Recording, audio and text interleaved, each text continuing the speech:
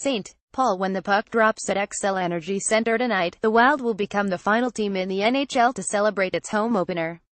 Much has changed since Minnesota opened its season 9 days ago in Detroit, when the club was without Zach Parise because of an undisclosed injury.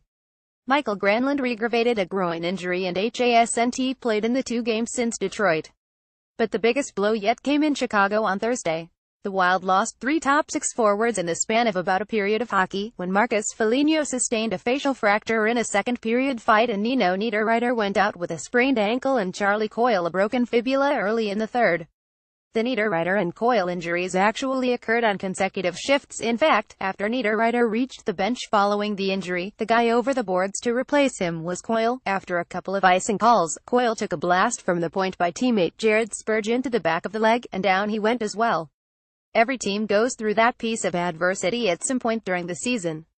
When you hit that bump in the road early in the season, sometimes that can be good for a team, bringing the group together, said Wild forward Matt Cullen. I think you saw in Chicago, the group kind of rallied around it and found a way to win.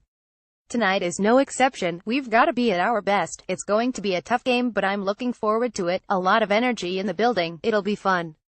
Video Wild pre-game versus Columbus. The Wild overcame the injuries, scoring 4 times in the third period, 2 into an empty net and capturing a 52 victory against the Blackhawks. Minnesota did much of that damage with 8 healthy forwards.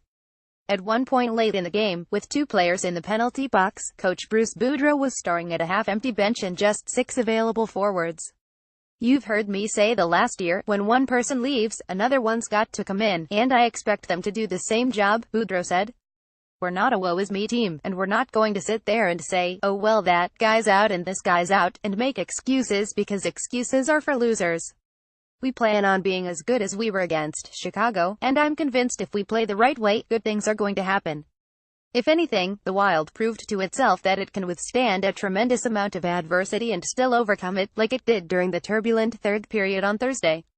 The Wild has 5 days to rest and prepare for a quick 2-game road trip next weekend following the Columbus game on Saturday.